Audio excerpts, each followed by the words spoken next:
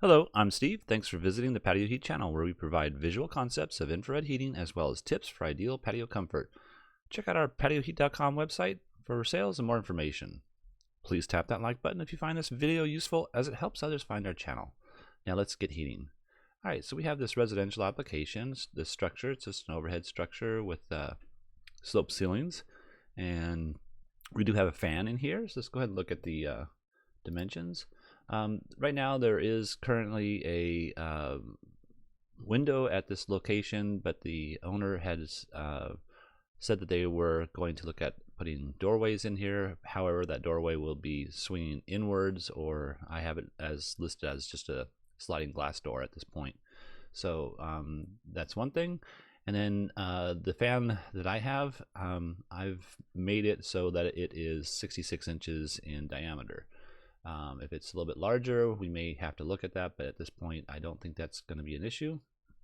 And then also just general size wise, we have approximately 20 foot by 16 foot, and then we have a height that starts here at 8'6", and I don't have the ceiling height here, so let's just go ahead and take a look up here, and we have about 12 foot here.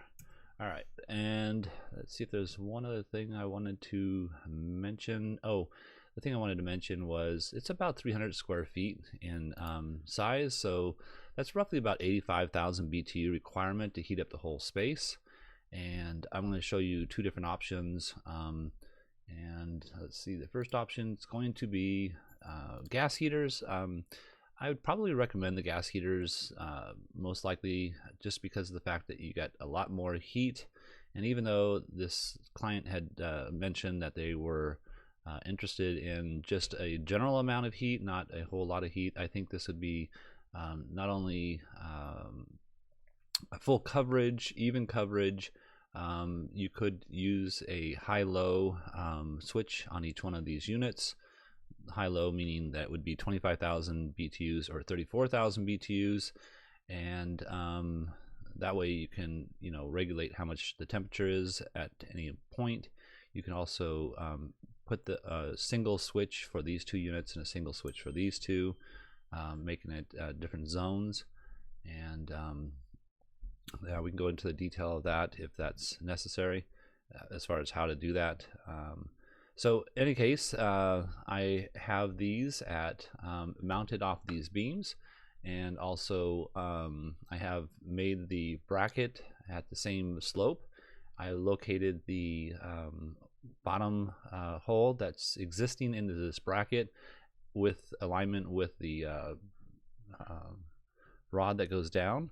So what you'd have to do is punch a new hole here after you've located that to keep this bracket going vertical. I just like them to have them look vertical as opposed to coming out at an angle. I just think it looks a little bit better, so that's why I made that recommendation. Also, there's 14 inches of clearance from here to the ceiling, and I have these at I believe it's just over 2 feet. Let me see here if I can get this measurement here.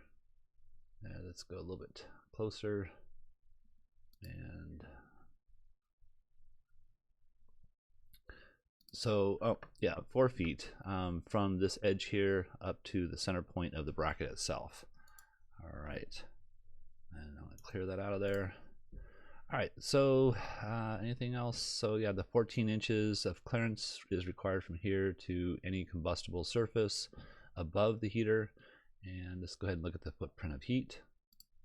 You can see the footprint of heat throughout the space is fairly decent. It's got very good coverage throughout the whole entire area, and that's probably why I chose this, because I just think it would be, it's open on these two sides here, and then partially open over here.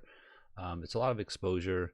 I know that there's a grassy area in front of the structure, so there's probably a lot of just cool air during those cooler times of the year. So that is why I'm choosing to heat as much as possible rather than as least as possible. Now, going back to the square footage, I think it was 85,000 BTUs, so that would actually stand for I think it's 2.5 units roughly, and obviously we have 4 units out here. So if you could orientate the heaters differently, say like, you know, place them vertically this way and 1, you know, 2, 3, you'd have to move the fan in order to do that.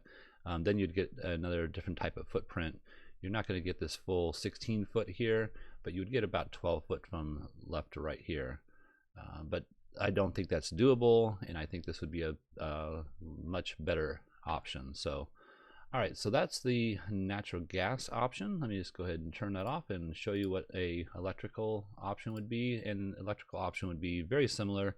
I can't mount them here and show that at a 60-degree angle, point them down this direction, because I need to meet the clearances to combustibles. And on this particular unit, 6,000 watt, those are equivalent to about 20,500 BTUs roughly. 6,000 watt unit requires 12 inches of clearance from here to here when mounted on a vertical surface. So the only way I can really mount them is something similar to this. Oops, sorry about that. And you would have to come up with a, you know, method of attachment. Now you can eliminate this bracket and use some sort of chain, something of that nature, or you could put a backer across here, which I don't think really looks well, but this is kind of the orientation that it would work best in. And so I'm going to show you what that looks like. We do have a clearance above the heater of 6 inches above. Let's see here. So we have the 6 inches above, and then we have 18 inches out. So we need to move that 18 inches away from here, and we don't want to penetrate that clearance over here. I think let's turn that dimension back on. You can see here, even if this was lower, I think this would still be acceptable as far as the clearances here down. And you know, so it's 18 around the heater, 6 on top, 6 around on top, and then 36 inches down. So let's go ahead and look at the footprint of heat. Footprint of heat, you can see, is very, very good. And the only benefit that I would see is if these were in a location that was a high wind location, then this would be the preferred option for this application. Now, if it's not windy, I would say the gas heaters would be not only more effective, but also more economical for this space. So let's see if there's anything else. I think that's about it. So if you're looking for some assistance with your outdoor heating application and you would like us to review your plans, please send your information into designs@patioheat.com. I'm Steve. Again, please tap that like button. We do not advertise, we're not monetized. Therefore, YouTube will not promote our channel unless we receive your appreciation. And we thank you so much for that. Have a great day.